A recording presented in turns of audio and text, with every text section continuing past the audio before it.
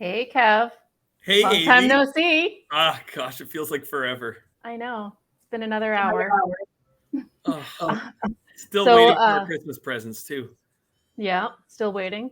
Well, you know what? I think we've got a lively show lined up here for our final segment of the day to talk about the holidays. So let's get started. Roll the intro.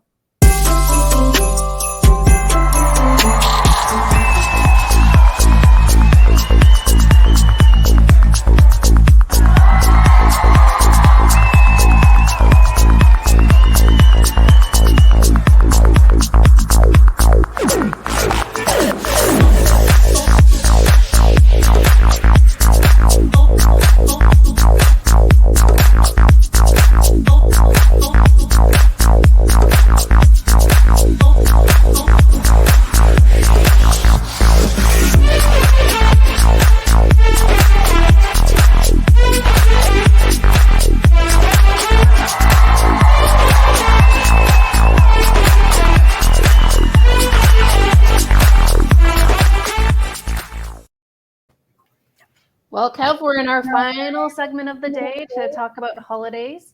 We've got another 3 vendors lined up to share some different ideas with us. So in the previous 2 segments, I've asked you a holiday-related question. So given that we're talking about food, my final question for you today is, what is your favorite holiday food? So it's a challenging question. Okay, so if I had to go sentimental, okay, it would be my mom, and then before her, grandma's passed down stuffing recipe. It's how they do it. I've never had one quite like it. But the leftover turkey dinner in a wrap. Our own Chef Peter, who's on the call today, actually did this on a golf course, and it was incredible. And literally, it was just all the fixins put in a wrap, and I just I never stopped thinking about it. Any customer or person that we ever ran into at the event still talks about it to this day. Awesome. You? What about you? What's your favorite? My favorite is it's stuffing. And I try to replicate my granny's version of stuffing. So I go heavy on the sage when I make stuffing. But definitely stuffing is something that I absolutely love. And unfortunately, both my children don't like it, which I guess it's not too bad, because then it's just more stuffing for me or for the leftovers and stuff like that. But that's got to be my go-to have to have. So, all right. So we have 3 vendors lined up here. So we'll go around and we'll get them to introduce themselves, and then we'll get started. So let's head over to Steve. Steve McGoy from Lynch Foods here. First of all, huge shout out to all the chefs and vendors from the first 2 shows. Kick-ass stuff, guys. Amazing job. Really, really inspiring. So I loved watching it. A lot of fun. Happy to be here on the 3rd installment. Today, I am going to be focusing on side dishes. So I know during the holidays, we often focus on the center of the plate, the meat, the protein, the hero. You know, today I'm going to be focusing on the side dishes, things that complement those wonderful center of the plate options. I'm pretty sure Peter Ecker's got some center of the plate for us, so this should work beautifully together. Looking forward to it. Awesome. Thank you. Let's go over to Jeanette. Some of those starters, some of those sides taken care of. I've got a starter for you today from Weston Foods, and I'm also going to take us a little bit into breakfast or dessert. We're going to work with some humble dinner rolls today, and we're also going to work with some baguette. So, yeah, we're going to have lots of fun. Awesome. I'm excited. And then finally, let's head over and say hi to Peter. Good afternoon, everybody. We're going to be working with some great holiday proteins. We've got some turkey, some beef tenderloin, and some ham, some of the favorites that everyone always wants to have on their dinner table on the holidays. So, of course, we're going to make a couple appetizers. We're going to make a couple easy main courses. We're actually going to kick Dad out to the barbecue to do one of these babies. So, stay tuned. Be awesome. Yeah. Awesome. All right. Well, we're excited to see a lot of great ideas. So, Steve, kick us off with some of these side dishes that you were talking about. I love it. And maybe we'll create some new favorites for you and Kevin. We'll see how we do. Anyways, the first one I'm going to do today, actually 2 right now in this first segment. I'm going to show you guys how to make some really, really cool caramelized teriyaki sesame mushrooms. Really earthy, really rich. And for that, we're going to be utilizing Jade Mountain's teriyaki sauce, a gorgeous sauce to glaze anything. But in this case, I'm going to be showcasing how to glaze it on some caramelized mushrooms, finish those off with some sesame, some onions. They're beautiful. So to start that, I'm just going to put some butter and some oil into my my pan back here. Always add oil with butter, otherwise you're going to fry your butter. That's a good tip. I didn't know that. Yeah, you know, if you just use butter, the smoke point is so much lower on butter. If you're cooking things over high heat, you're just going to burn the butter, caramelize, char the butter, and really, really affect the quality and the eating enjoyment of that particular food. So always add some oil. It'll just help it. So I'm just going to add my mushrooms, some button cremini and shiitake mushrooms inside my pan. And those are just going to sizzle away for a while. I'll have those going on in the background, and I'll show you my second one as we go. So carrots, beautiful this time of year, very plentiful, very affordable, very colorful. So a really, really great dish as a side. So again, thinking something center of the plate, you want to have some colorful things on the side. I'm going to kick these up a little bit, and I'm going to wrap these carrots in bacon. I mean, come on. Anything wrapped in bacon is going to be pretty cool. And then what I'm going to do as they're cooking is I'm going to glaze them and candy them with Jade Mountain's Thai sweet chili sauce. This sauce is fantastic as well, has great glazing attributes, and just brings sort of a little sweet heat, a little sort of nuance, if you will, to a carrot. Fantastic, crispy bacon. It looks amazing. So the first thing I'm going to do is I'm just going to take the carrots. I like to cut the ends off just simply because roasting these, the green parts are going to become wilted. They're going to look dull. The green pigment just leaves the stems. So I just cut those off, and then you're left with just a really nice carrot. I like these two because they're not all uniform this time of year. They all look a little bit different, which is great. So from there, I'm going to take some bacon and simply start at the top and wrap it around the bacon. And it's amazing how it adheres to the carrot. It's beautiful. Come on. So just like that. And I add a second piece because this is one of the longer guys. All the way to the end. So just a really simple prep procedure. You've got yourself a bacon wrapped carrot. Okay, so you can do them however many you'd like. This is a great item to do ahead of time. If you're doing these during the day to prep for the night, easy to do ahead of time. All your meats can be done, and these can just be roasted off throughout the night, throughout operation, as your business deems. These travel really well. So after you cook them and caramelize them, they travel beautifully. Okay. So really easy to do. The bacon just doesn't fall off. It's fantastic. Okay, so that's how you would do those during the prep. You put them on a baking sheet into a preheated oven and then slowly start to cook them. For mine, I only flip them twice because you got that nice top part going on the bacon, and then the bottom part. And about 2/3 of the way through, I started basting it, like I said, with the Jade Mountain Thai sweet chili sauce. And it's beautiful. It becomes all sticky and caramelized. And you end up with this. Okay? Good Lord. So the eating of these is amazing. It's a blow your mind experience because the inside is just a perfectly cooked carrot, just slightly al dente with a bit of that sort of softness to it. The outside is crispy, sweet with a little bit of heat from bacon. Put those on the table, little set of tongs, and put those beside any center of the plate, and you are going to blow people away. It's fantastic. So again, easy to do. The cost on these things is very, very affordable. Carrots are inexpensive. I hate to use the word cheap. They're not. They're inexpensive. They're plentiful, and they bring beautiful color to any table or any environment you're eating them in. So candied, bacon-wrapped carrots, these things kick ass. Enjoy. So that's my first one. I am going to keep the mushrooms going in the background. When we come back for my next segment, I'll show you how I'm going to finish those off. Over over to Mr. Ecker, I believe. We're actually going to go to Jeanette. Oh, I'm sorry. Sorry, Jeanette. You had a bacon wrapped carrot. How about a bacon wrapped baguette? Steve, Yeah. I feel like this is a trap, Jeanette. I'm just going to keep my mouth shut. We'll touch on that. Was that for the recipe or the keeping his mouth shut? Again, just carry on. Yeah.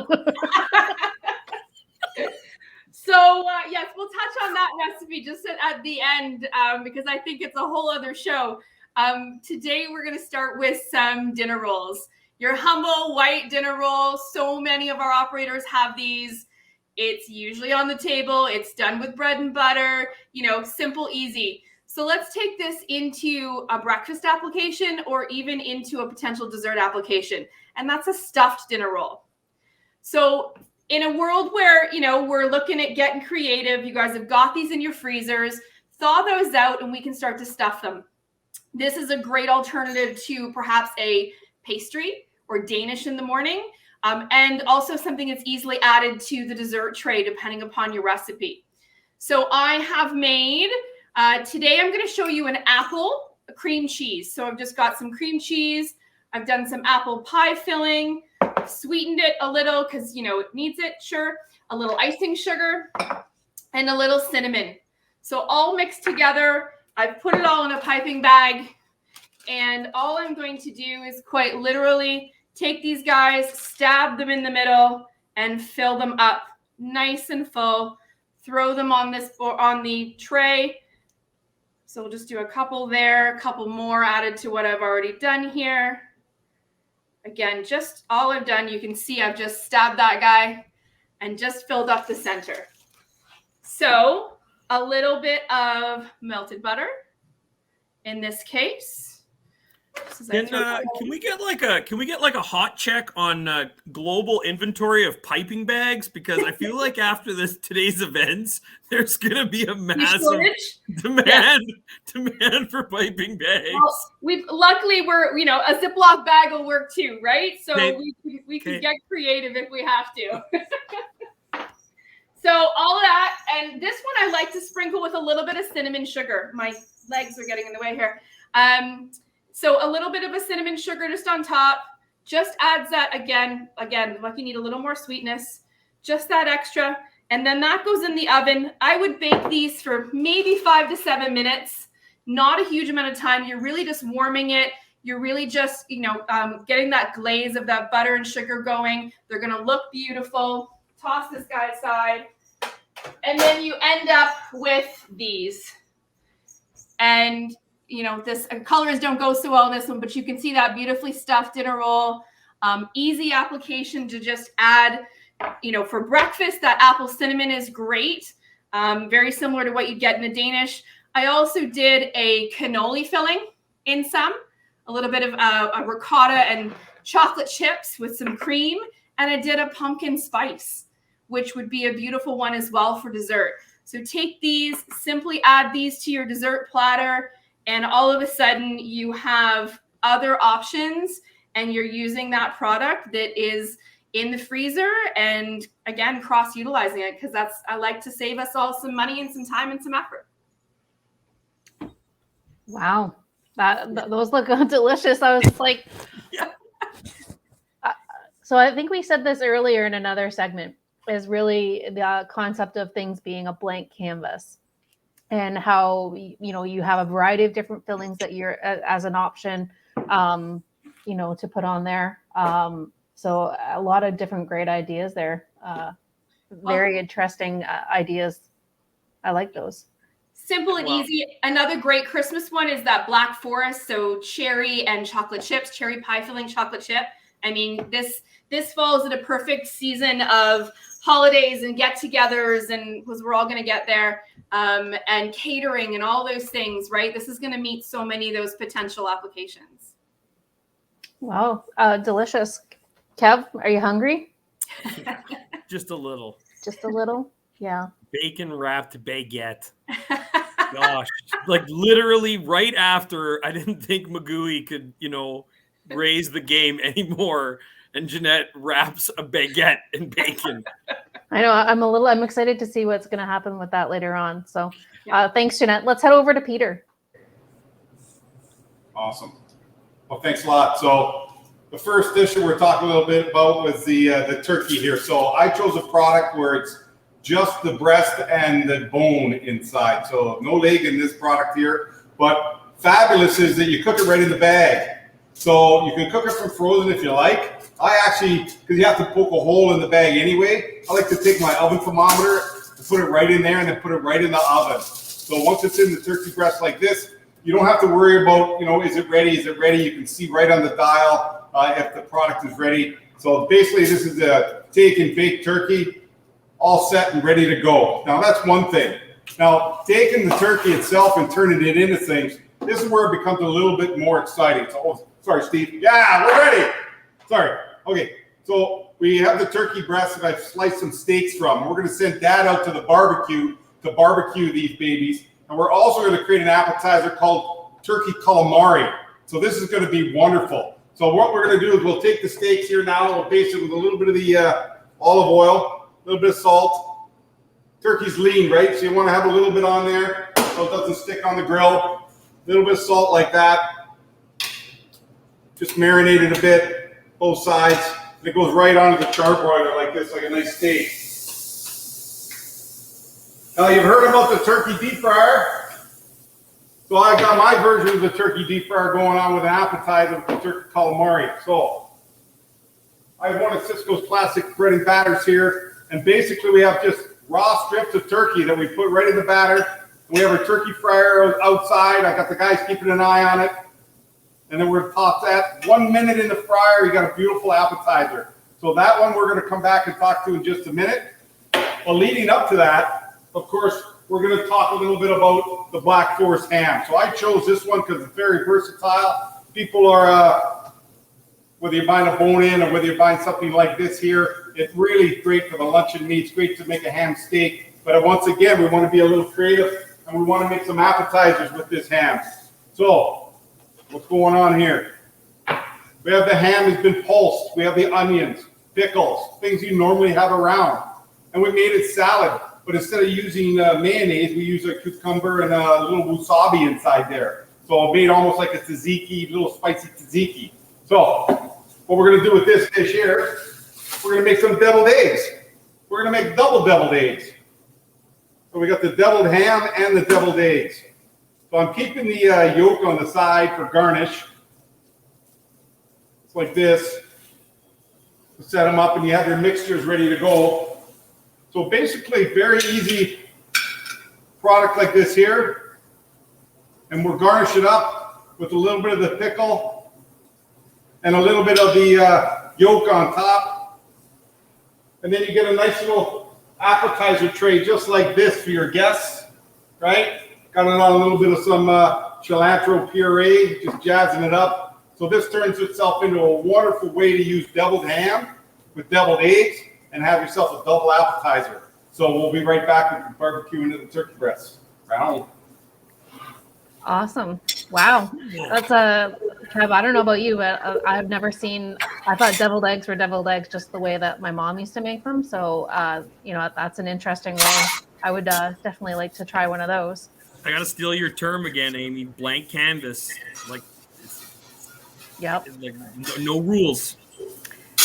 And I like how, even like what Peter said, is that it's a lot of things that you probably already have on hand, and you're utilizing them in a different in a different application, right? So I gotta say, and it's more and more prevalent now than ever, and more important is hearing people and how many dishes ingredients are used in, right, to make sure that inventory is getting turned over on a regular basis.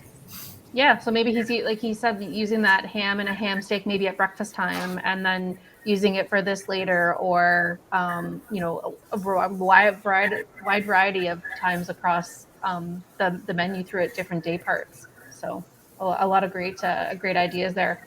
All right, let's have a roll to a commercial, and then we'll come back to Steve.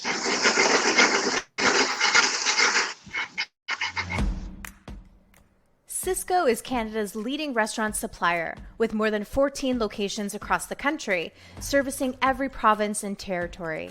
We are grateful for our partnerships and proud to service our customers from St. John's, Newfoundland to Victoria, BC. With the most distribution sites in Canada, we are recognized for our national reach and local connection. Sysco services every community size, from every major city to every small town. We are relentlessly innovating to ensure you have the products and services you need, no matter your location, with a coverage area that's continuously expanding. A partnership with Sysco guarantees access to the industry's best distribution network, keeping you on trend and stocked with fresh products and fresh ideas. Sysco Canada provides a broad range of food and non-food products to both independent and chain restaurant customers and other away-from-home locations, such as healthcare and educational facilities. No matter your cuisine type or culinary capabilities, we can help. Our products are sourced locally in Canada and within our specialized global network of responsible suppliers. Our categories include meat and poultry, seafood, dairy, produce, bakery and desserts, food service supplies, beverages, specialty and world food products, and pantry staples.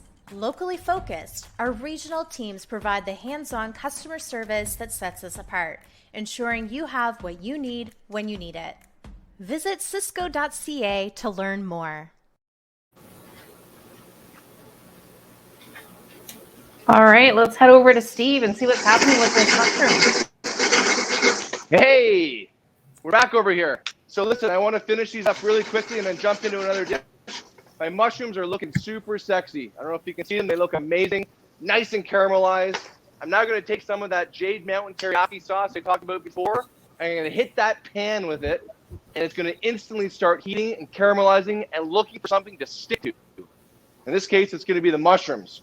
So in the pan it goes, super easy. Give it a quick toss. And all that beautiful flavor from that teriyaki sauce has now been sucked right into those mushrooms, coating the outside of those mushrooms.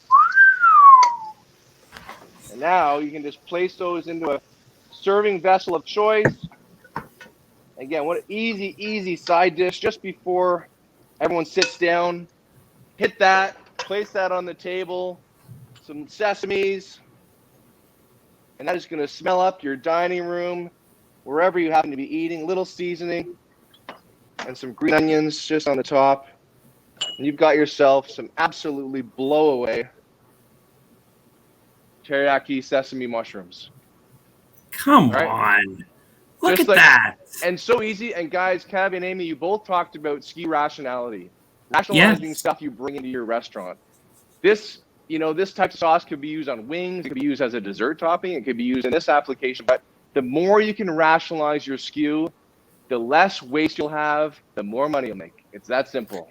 Use the product, don't toss the product, right? So, And Chef Steve, thanks for giving yourself credit there, because I learned that from you. But just anybody that's listening, talk to your distributors, talk to the growers, like align your menu with the seasons.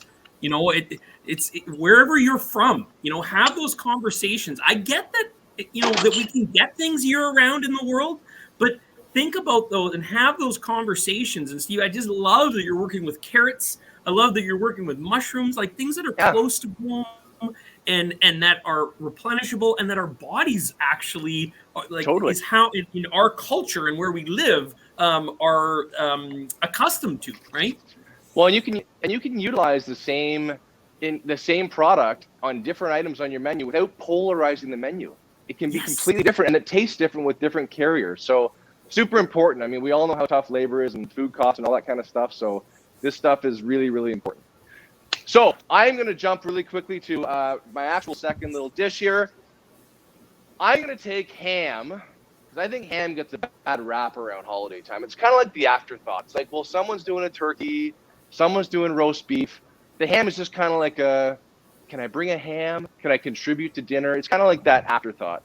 So I'm going to take ham and do it a different way. I'm going to make what you would find in a typical dish of ham, like your actual ham, your potatoes, your asparagus. I'm going to put all of that together in a spring roll. Deep fry it, and then dip it in honey garlic sauce. Watch this. This is amazing. Here we go. So I took some russet potatoes, just baked them off, took the inside out of the baked potato, cooled it off. It's in the bowl. Next, I'm going to add our ham. Big chunks of ham because, remember, this is a spring roll. We want to see the ham when you cut into it. Asparagus, classic pairing. Again, cut nice and big. In with the potatoes and the ham. Some big green onions, which are going to give some nice flavor. Some cheese. I've got Monterey Jack and cheddar. That'll kind of help bind the whole thing, which will be nice. A little seasoning. Salt, pepper, garlic powder, onion powder. In we go. And then a little sour cream, because it just works with it. Okay, so then you're just going to mix all this up together. The potato, the ham, the asparagus, the onion. And you end up with a really cool filling that works amazing inside of a spring roll. You probably think, oh man, that sounds weird, but the flavors that come out of it are everything that you would find in a mouthful of a ham meal. So I just push this all together, squeeze it all a little bit so it all comes together, because we're going to put a little bit of this inside a spring roll wrapper, and I'll show you what this looks like. So I've got my mixture, again, potatoes, ham, onions, asparagus, some sour cream, and some seasoning. And I'm just going to grab a spring roll wrapper. You can buy these anywhere. I kept a moist towel over the top because you don't want these to dry out. And you simply take some of that mixture, place it inside your wrapper, and wrap it. Starting at one point, pressing down a little bit in the middle. I wrap it usually pretty early because I want a nice seal. In we go. And then I've got a little mixture of some cornstarch and water, which is like the glue. And away you go. You've got yourself. So Steve, I'm asking for a friend here, but you've made ham cool somehow. Is it also possible we could put Aunt Edna's fruitcake in one of those spring rolls, and that would make that enjoyable too? Or you know what? Most things in a fryer will taste better, and yes, I will say yes. But you know what? It's a great segue, Kev, because although I'm doing this right now, you can see how nice it looks when it's done. Although I'm doing this with ham, right? Like it's a nice tight little spring roll. You could do this with anything, and spring rolls are a great way to utilize some leftover product in your restaurant. So I mean, you could do a play on a loaded baked potato with beef that you had from a prime rib station the night before. You could take ends of veggies, ends of carrots, if like all the little ends of stuff. There's profit there. A lot of the times it makes it in the garbage, but there's profit there. These spring roll things are dirt cheap. They are inexpensive, very plentiful. Fill them with things that they make it to the waste area. Still good quality food, but just repurpose it. There's profit here. Huge, huge profit there. So anyways, sorry, I just want to say something, Steve. I don't want to, because you were the master of this and are the master of this, but I don't want to go too far down the LTO rabbit hole. But folks, you don't have to put these things on your menu. Make it a feature. Make it a limited time offer. You don't have to handcuff yourself, like Steve said, and you can burn up what you got left. Well, I only have enough for 20. Then you sold out and move on to the next thing you're putting in your spring roll. Yeah. And the other thing, too, is I know labor is a big concern. So people might be watching going, well, that takes so much time. It takes labor. Listen, you can build these ahead of time in some shoulder periods in your business, and you can freeze them. Then all of a sudden, you've got to build up an inventory of, in this case, it could be ham, it could be whatever you want to put in your spring roll.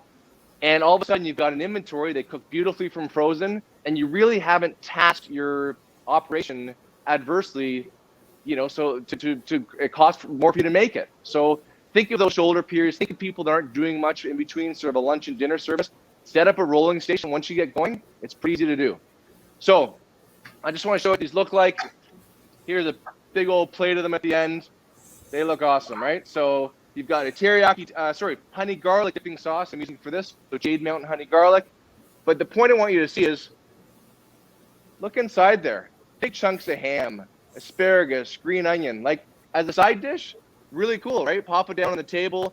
These travel really well as well. Just something different. Still has a bit of that holiday theme to it when it comes to ingredients, some different sauce applications. Jade Mountain has a great lineup of sauces. I've featured 3 of them today so far. But just thinking outside the box, right? How can we repurpose food?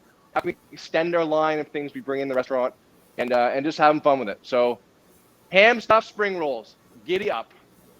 Yeah. Yeah, I think any kind of like that holiday comfort food could be that potential inside of that. And I think, Steve, you're right. A lot of those sauces, you probably maybe already are carrying them because they support your wing menu and the sauces that you have available. So, great multiple use of products that you have on hand, and addressing the waste issue, which is always a very important thing for operators. For sure. Yeah. All right. Fantastic. Let's head back to, we'll go, I think, Peter, because then I think we'll come back to Jeanette. We'll go to Peter because he's got his calamari coming, I think. Cool. Fantastic. Yeah, so we are talking about making some appetizers with the turkey breast. So I have a little bit of my prep done here. And we see the turkey a few minutes ago that we just cut it up in small little strips, just like that, nice and easy, right? We dusted it. We fried it for 1 minute, and it turned out just perfect. So here's a great little snacky appetizer that you were able to do on the deck outside. Looks wonderful, easy to go. I served a little roasted jalapeno with it. You know, I wanted to make sure I didn't slave too long over the stove, so I made some homemade strawberry rhubarb puree here for my dip. Perfect, thanks to Moore, right? Saved me a bunch of time. Nice and sweet, easy to go. Some pickled carrots on there. Beautiful little appetizer. So, turkey is not just with the stuffing. But coming right up, I just want to talk to you a little bit about this next dish before we break away. Wow, that's great. So you see this, we talked a little bit about the deviled ham.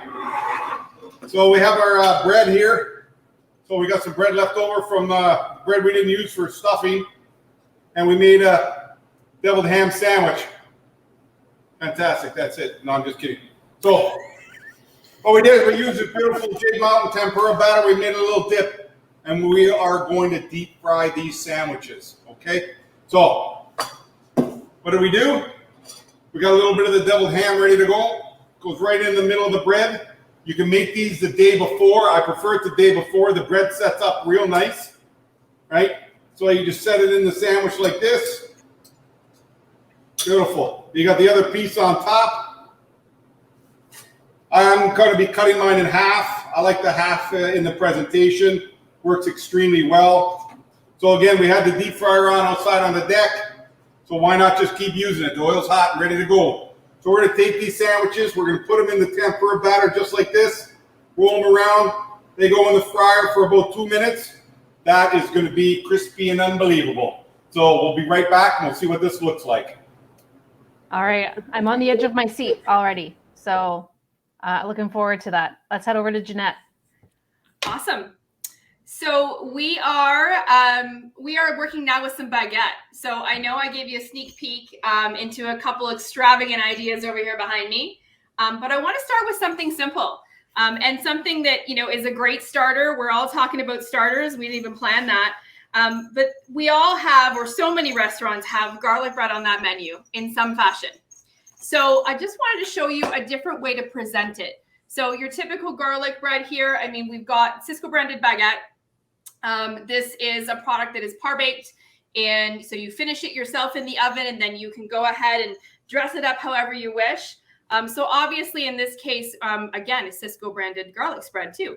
We're going to just go liberally spreading that. I think in this case, this is a scenario where, due to the way I want to present these to you afterwards, I want to have a little bit of extra on there because it's going to add some great color, because as it is right now, not a lot of color to that, right? Jeanette, we're having a little discussion behind the scenes here. Which baguette are you working with? So this one is the, oh my goodness, there's two. This is just a regular baguette. They're both a par-baked baguette. Okay. You've got the code. It's right there. The 5418086, I believe. Perfect. The Parisienne baguette. Yes. Thank you. Catching me off guard. So it's all good. It's all good. You're doing great. So I went ahead, of course, with the magic of SVK, and we've got these guys ready to go in the background. So you can see where that nice golden color, nice crispy edges. But the thing that's going to make the difference here is the presentation of it. So if we take this guy, and I'm just going to go ahead and cut it in 4. And we're going to make some baguette fries. So simple, because everyone's like, seriously, you're doing garlic bread? But this can be, your twist on garlic bread. And the best part about this is that you end up with this lovely, I'm just going to pull this guy up here, option in terms of your garlic bread, in terms of presentation. So all of a sudden, this goes to the table. You've got bite-sized pieces, potentially shareable. That's 1/2 of a baguette. That's a great serving of baguette. And then I've thrown it on the side here with a little bit of like a smoked marinara. This could be your signature sauce, right? Whatever signature you want to add to that, there's your side for dipping. You could add cheese to these. You could do whatever you want. So simple. Again, I've got the extravagant behind me, and we'll touch on that in the end. But this is so simple. And again, eye-catching. It's going to go across the dining room. It's going to get some attention. Jay, do you have like the cash register sound effect? Because like all I'm hearing right now is mad bank. Yeah.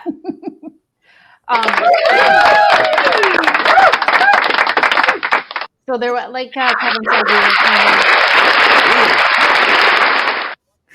we were talking about that there was a couple codes. So there are 2. There's the French baguette and then the Parisienne baguette.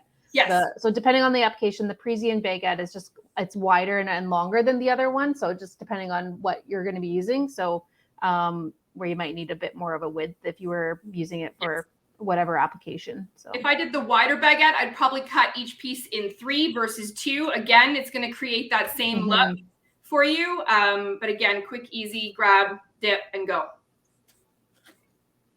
Perfect. Yeah. Man. Wow. Yeah. Can't go wrong with garlic bread, eh? Let's just dip. So easy. No, don't take garlic bread off the menu. Just give me different ways to eat it, please. Yeah. So yes, you'll have to come back because I've got in our final little segment when we say goodbye, I've got some of the more extravagant ideas to show you as well. Okay. Fantastic. Can't wait. All right. Let's head over to Steve. I'm back. Now I feel like Jeanette's going to do something else with bacon or something. There's going to be something. All right. Okay, we can do it. We can deal with it. All right. It's going to be good. So my last little piece here, we touched on the sides, the complimentary dishes for that mainstay, that center of the plate, that hero, if you will. And I talked about using the teriyaki sauce, which is a great glaze, amazing for the mushrooms. We talked about the Jade Mountain Thai sweet chili, which works amazing for those bacon-wrapped carrots we talked about. And then again, the Jade Mountain honey garlic for the spring rolls. So just 3 really cool ways to complement any center of the plate item that you might be doing, a little bit sort of outside the box. The last thing I just want to do quickly is talk about Sisavo, which is a hot chocolate mix. Sysco carries. It's amazing. It's fantastic. And there's different uses for it. So again, thinking about hot chocolate mix as only using it for hot chocolate, don't limit yourself. There's different ways you can do it. And there's different ways to serve the amazing classic dish around holiday time as things get cooler, colder. Hot chocolate's fantastic. So I'm going to show 2 hot chocolates and 1 cold hot chocolate float. How does that work? So here's my first one. I've got my hot chocolate already made up in 2 different cups. The first one, I'm just going to place some marshmallows. Steve, can you move it a little closer to you? Yeah. Oh, yeah. There we go. Is that better? Perfect. Sorry, guys. Amy, it's on you if that breaks. Yeah.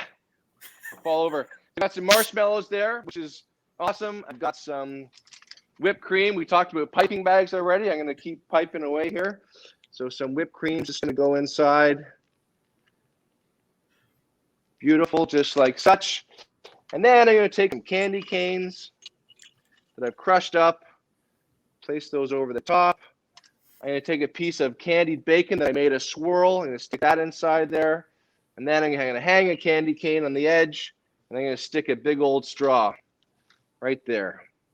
So there is a fun way to doctor up, you know, a little dish for the kids, something sweet, something savory. You got hot chocolate in there. You've got beautiful whipped cream. So that's one version. Again, pretty straightforward as you go there. The next one, again, I'm going to use a little copper mug here. Kind of a fun little glassware. Usually used for a ginger beer, but in this case, it's a hot chocolate. Some marshmallows go in. Again, I'm going to whip cream it like I did before. But in this case, I'm going to stick a big old cookie in it, like that. And then, Kev, wait for it. Slow-mo. It was the slow-mo. There we go. There's that Folks, one.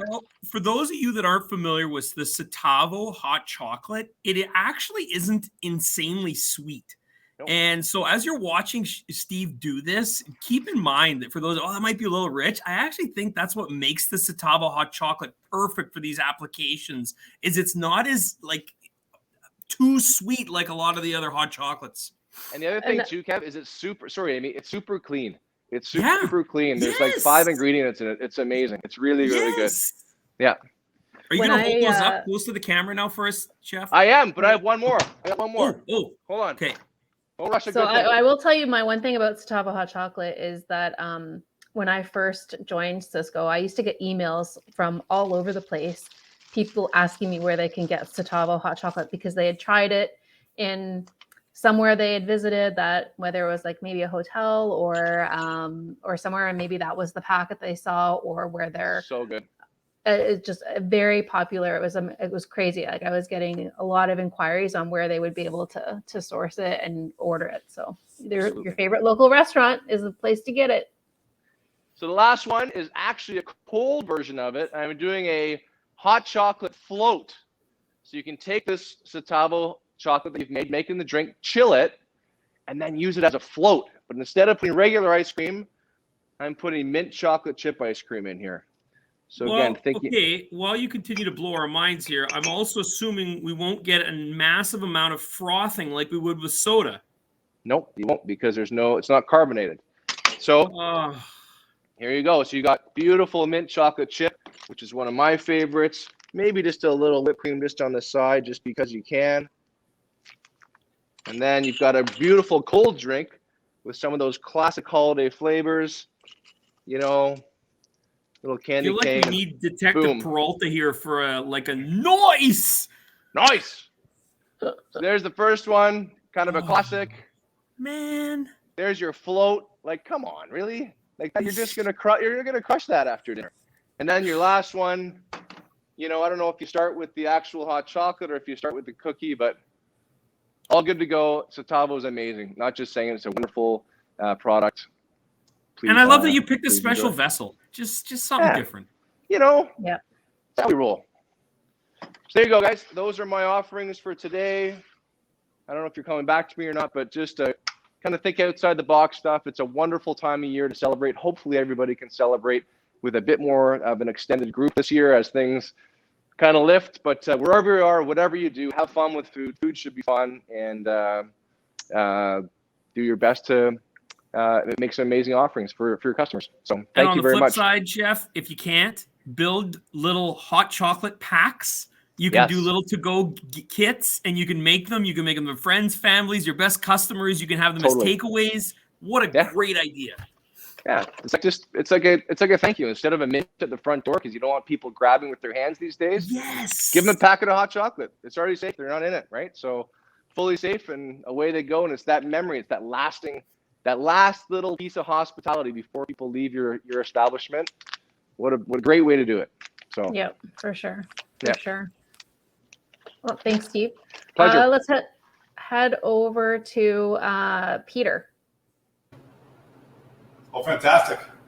So, of course, we are doing the deep fried tempura deviled ham sandwiches, okay? So, we have the Jade Mountain tempura mix. Works fantastic. And, of course, we're using the fry-on ZT oil to make sure that we have a product that is not greasy in the end. You can see the beautiful deep fried sandwiches right here. And I have ourselves our nice little spicy dip that we've created, some of the pickled carrots and jalapenos. So this just turned out fantastic. And you know me, I always like to do something I've never done before every time. So there's the deviled ham sandwiches inside the crusty tempura.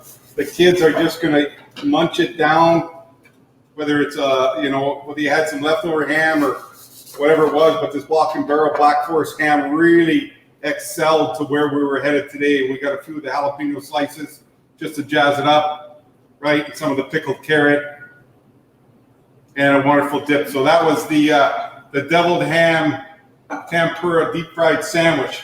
So, and while that was sort of going on, we had Dad out at the barbecue, keeping an eye on his son who was working the deep fryer, right? So, but we have a nice little platter here of some poached yams. So we have some nice Sysco Imperial produce. These are the Brussels sprouts. They're already cleaned and already cut in half. So very easy to work with. And of course the nice yam right here. So what we did was we fried Peter, hold on a second here. So you're trying to tell me that I wouldn't have to spend hours cutting, cleaning, and peeling? No. Yes. So this product is, like I said, it's already ready to go. It's perfect. 2 bags in a box. Very, very small pack size, easy to deal with. Whether you're deep frying it or roasting it in the oven, whatever it is, it was just nice and fresh and simple and clean for us to be able to work with today. So we have the poached yam slices, and we have the Brussels sprouts that are going to go in here. I know Steve is yakking about something about bacon. So of course we got our nice little crispy bacon pieces that we got on here. But of course the center of the plate thing is going to be the turkey. So I have this ginger beer jus that we're going to spray all over our wonderful dishes. Look at that. Huh? Look at this. Before I sauce that up. That is a good looking plate. Okay. So of course we have a wonderful imperial turkey sauce. Go on top. But you can finish it any way you like. I did it with a little bit of ginger beer. You know, we didn't have any of the stuffing. I made some stuffing here on the side. I decided that I wasn't going to use it in this dish. It was just nice and clean and easy to work with. The turkey's lean and always perfect. So that's why I was using that turkey breast today. And so where we have our turkey, we'll just move the ham out of the way here quick. And I just wanted to talk to you about this fabulous beef Wellington. So you're also wondering about how hard is it to be cooking like a chef if you're cooking at home? Well, if you're prepared, it's not hard to do at all. So we have some great puff pastry sheets here, ready to go. So there it is, just thaw it out. So whether you use some flour or whatever you think you're doing, then of course we had this beef tenderloin piece. We had the butcher block beef tenderloin right here that we're using today. We were able to get 3 really nice roasts out of it. So we part cooked it, but not only that, we made ourselves a little bit of a corn relish with some sun-dried tomatoes and a duxelle, which is basically some cooked and roasted sort of mushrooms and onions with some garlic, and that's what we're using in here with some of the yams. So we're basically placing these down on the puff pastry sheet, just like this. And we put on our little corn relish. Move that out of the way there so you can see what's happening, right? And then, of course, we took the duxelle, and we're going to put that on here as well. So a nice roasted mushroom flavor, cooked down nice. Pete, there's a dog in the kitchen. Park in the yard. That's how you put it on there. Okay. So then you take some egg wash, and the egg wash the puff dough. And once you have that done, you're basically going to roll that over, tie it up nice and tight. It's going to be easy for us to dress. Tuck it underneath. Get it ready to roast. In the oven, we brush it with a little bit of egg wash at the end. But when it comes out, this is what she's looking like. Just like that. Beautiful beef tenderloin inside, ready to go. We'll take off the end piece. We'll give that to the mother-in-law. Look at that. Gorgeous butcher block beef tenderloin, Wellington. There it is there. We're going to plate it up with some nice mushrooms, You can see the sweet potatoes, the stuffing, and the mushroom duxelle inside. Very easy to do. It took like 40 minutes. Again, when Dad was at the barbecue cooking off the turkey, we were able to cook off the beef tenderloin that we did in the stuffing. So you're looking for a little bit of high end. You have some guests coming over, some relatives that you love. This might be something that you might want to make them. Fantastic. So back to you. And I just want to say to the people who are like, you would not, and I know Pete says you can, but you probably will not make this at home. So if you're going to do this in your restaurant, your establishment, to go catering, whatever it is, trust me, people are going to be excited because they probably won't do that at home.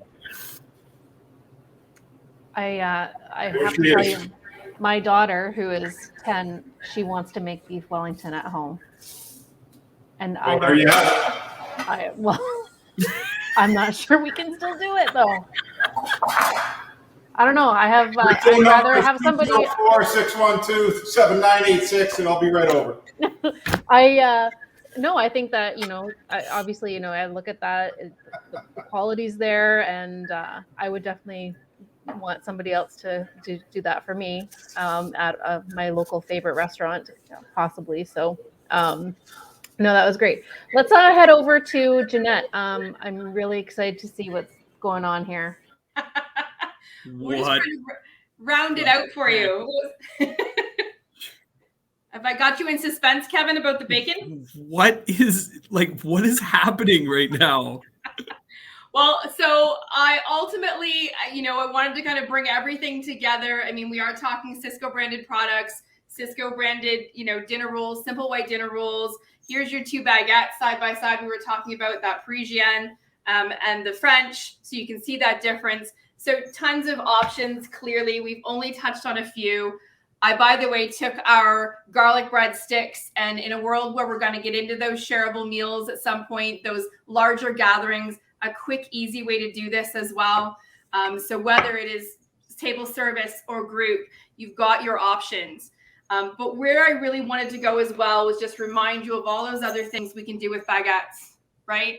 Simple other ideas to go.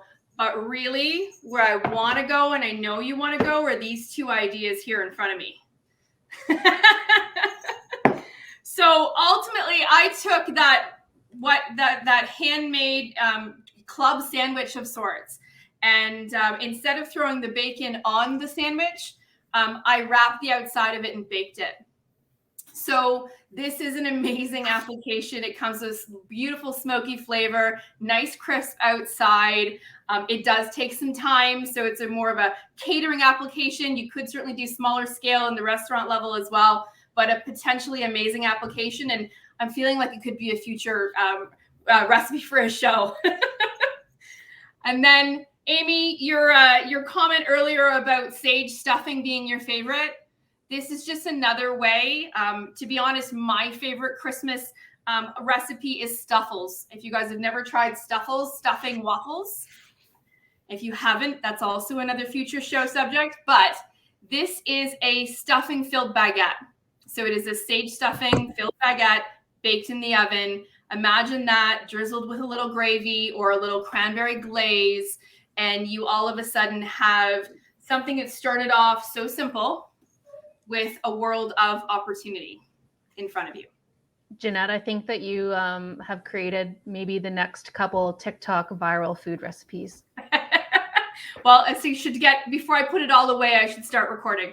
Yeah, for sure. I still haven't figured out a boomerang, and you guys are talking about TikTok. Well, it's all about getting creative, Kevin, finding a way to share that that inspiration, right? And however you do it, it's worth doing it for sure. Well done. Wow. I'm amazed. Okay, so we'll have final words from everyone. Steve, any final thoughts or comments? You know what? Just thank you guys so much. Thanks to my fellow presenters today. This was a great group, a lot of fun. There's so much you can do if you just put your mind to it. There's some great products out there. Sysco is a huge support for all this stuff. This was a great idea for a show. Timing's great for it. So to reach out, I look forward to seeing what else comes down the road. So thanks so much for having me, and look forward to seeing you again soon. Awesome. Thank you. All right, Chef Peter. Oh yeah, great. Well, thanks a lot. I hope you really enjoyed some of the creative dishes that we had here today. Again, I really like to be able to do some things that are easy, fun, but really we had never done before. So when you're working with Sysco brand products, we worked with a lot of things from classic, block and barrel, butcher's block. These were really outstanding ingredients that really helped us get to where we wanted to go, whether it is at your local restaurant or whether you're doing some of these things at home or however you're enjoying the holidays. These are definitely dishes where people will take pictures of. They'll post it that they were at your house or they were at your restaurant. This is definitely key to getting your customers to come back again and again and again. So again, thanks a lot for having me on today. Really appreciate it. And thanks to all our folks that were on earlier and that was on with me just a few minutes ago. So fantastic. Thanks a lot. Thanks, Peter. I did make this comment, I think it was in our earlier session, and you kind of touched on it there, is the idea of doing like the mashups and, kind of taking something and putting a spin on it and doing that type of thing and showing that innovation and creativity. Steve with Lynch with what was going in the spring rolls, again, another example of that. So great job. Jeanette. I get the final words, do I? You know what? Thanks so much for having me. It's been fun. Second session today. It gets the creative juices flowing, and hopefully it does for everybody watching as well. It's all about inspiration, and it can be simple with a twist. An old favorite with that twist to something a little more extravagant in front of me. So it's all about how far you want to go. It doesn't need to be expensive, and it doesn't need to be difficult. It's just a matter of making it your own signature item. So thanks very much for having us and having Weston along the ride. All right. Thank you very much, Jeanette. Kev. Well, my head's spinning here. A few things. Yeah. Everybody kind of said something that prompted some final thoughts from me. Number one, oh gosh, that you guys make it look so easy. Whatever, collab with these folks. We have had customers reach out, and the chefs on this call, I'll just speak to the vendor chefs first, have helped them with recipes or development if they want to do something custom or just be walked through it. You know, you got Chef Peter, who is one of many talented culinarians across this country that work for Sysco that can help put together a business resource session to help you build this. A lot of our team members have been helping people cost out recipes recently. So folks, don't overthink this. Don't think one of your questions is too small or that they don't mind. You know, I always say we love easy questions. So please, I just can't say that enough. I think also, let's get out of our comfort zones. Let's not get, I said it on the earlier call about like some of these convenience foods right now. Folks, if we don't have the time, if we don't have the labor available, we have to make some decisions in that area. And it's what's going to carry us through. If you end up transferring back, that's fine. But you might learn in that it's a time savings that you want to hold on to.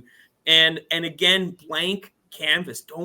I really love, not only on this group, but the group of groups before, these are blank canvases. Like, you do not have to use those ingredients. Use ingredients that you're trying to use up. Picture your ingredients in your restaurant right now. You might be a little bit long on moving them into those spring roll wrappers, moving them into a Wellington, moving them into a baguette, whatever it might be, it can work.